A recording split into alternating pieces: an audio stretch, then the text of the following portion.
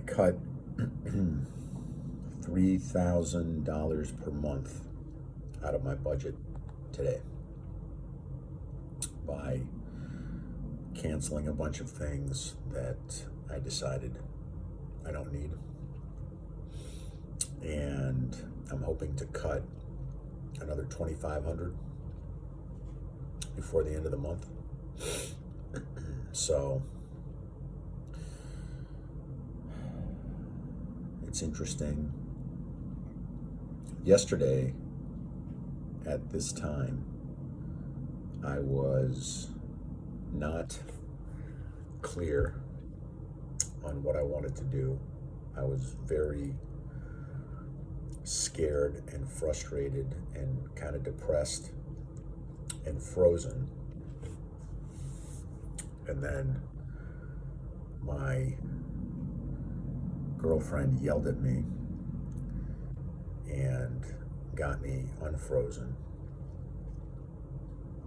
And then I started to move and found things that I can do to improve my situation.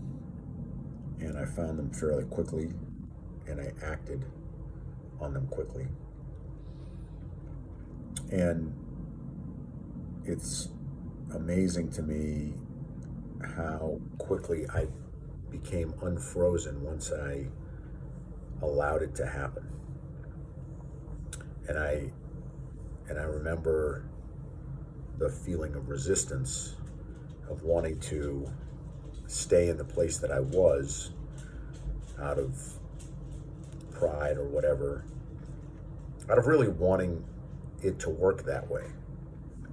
It wasn't working, but I really wanted it to work.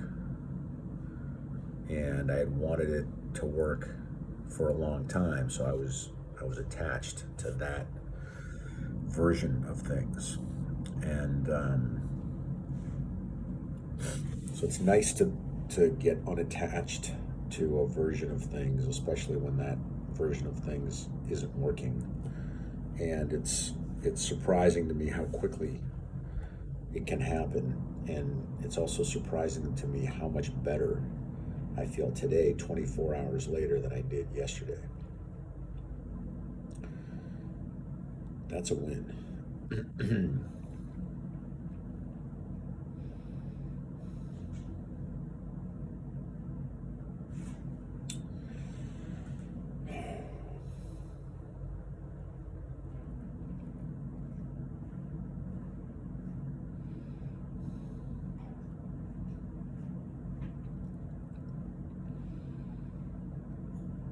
I guess people who are holding on to losing stock positions experience the same type of thing that I've experienced.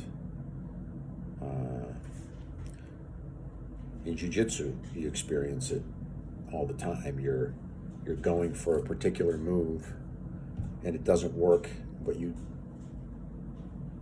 keep holding on to those grips, hoping that it's going to change, and it keeps getting worse. The longer you hold on, once you get past the point where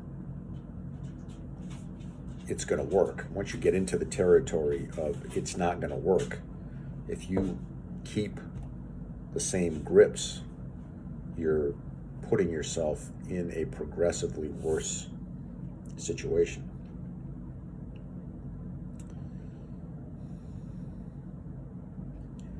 Human psychology is fascinating in that way. One of the things that I am cutting is my marketing budget. I don't know what that's going to look like yet. These videos will continue on a daily basis, one way or another.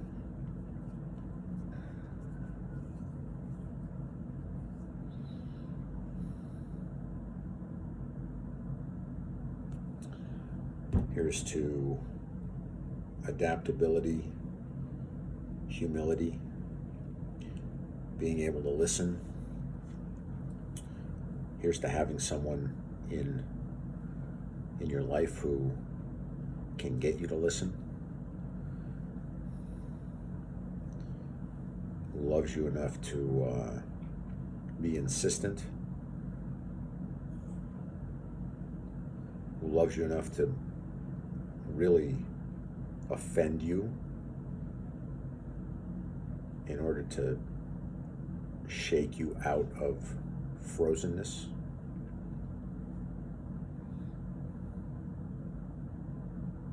Most people don't do that. Most people are too nice. They think, oh, you know, I shouldn't crowd this person's boundaries. She didn't care about my boundaries last night, and I'm glad she didn't. And they felt violated. I definitely felt encroached upon, but I got over it pretty fast, and once I got over it, I saw that she was right, and I'm glad that I was able to see that and move forward.